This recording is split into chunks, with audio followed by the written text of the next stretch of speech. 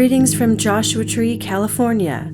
I am the Desert Kitchen Witch, and today we are making an apple cinnamon latte for Mabon.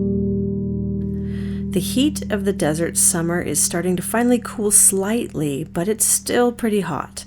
And it stays that way until after Halloween most years, which means we are often uncomfortably hot in our Halloween costumes. Ugh. But this week we have been experiencing fantastic thunderstorms and cloudy weather, a little glimpse of the colder months ahead.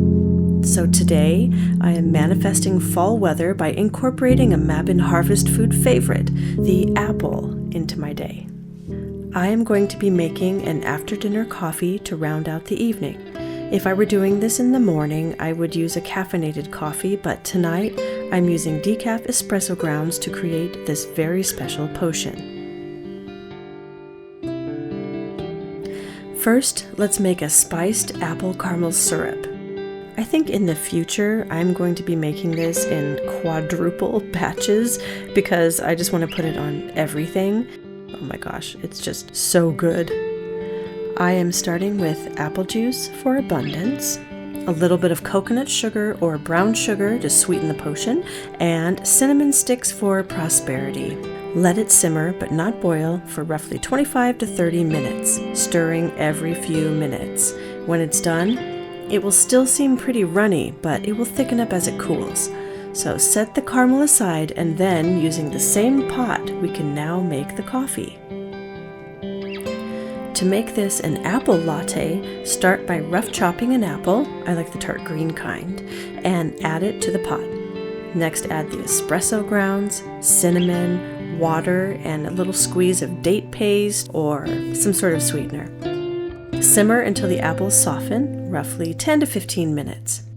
This next step requires a blender or a stick blender. If you are using a standard blender, like my giant behemoth of a blender, make sure you keep the lid open a little bit for steam to escape, otherwise the hot liquid will build up pressure and blow off the lid. And cleaning coffee off the ceiling is not a fun way to make cozy autumn vibes. If you use a bullet blender, you'll want to wait until the mixture cools before blending. And then you pour your blended mixture through a fine mesh strainer, or a nut milk bag would also work great. And by the way, we are going to save this pulp for a quick project at the end of the video, so do not throw it away. Once your coffee has been strained, you can either reheat the mixture before serving or let it cool to make an iced apple latte. And now we will use a simple tool to froth the milk. Today I'm using oat milk, and when it comes to plant-based milk, you can achieve the thickest, creamiest foam if the milk has been warmed first. Once you're ready to serve, drizzle the caramel apple syrup in the bottom of your mug, add ice cubes if you're going to be making an iced latte, and add your frothed milk and the apple coffee. Finish with a bit more syrup, and of course a pinch of cinnamon, because you can never have too much cinnamon. While you're sipping this amazing drink, why not do a little glamour magic? Let's turn the leftover coffee pulp into an amazing face mask with the simple addition of water and a facial clay of your choice, such as bentonite, kaolin, or French clay. You can find cosmetic grade clays online and often in the health and beauty section of your local stores. Just add enough powdered clay and water until you get the texture that you want. Because there are no preservatives, you'll want to store this in the freezer and defrost before each use. And now you have one of those lush style fresh face masks at a fraction of the price. So just spread a thin layer on your face and let it work its magic for about 15 minutes before washing it off. The caffeine will brighten skin and exfoliate, while the clay absorbs impurities.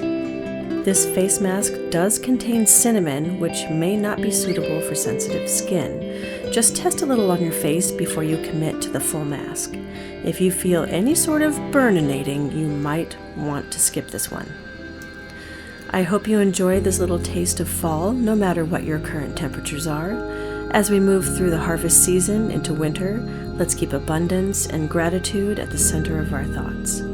May these harvest recipes be a wonderful reminder to slow down and be truly grateful for all that we have. Have a gorgeous day full of everything your heart desires, and I hope to see you again for more high desert kitchen witchery. Blessed be.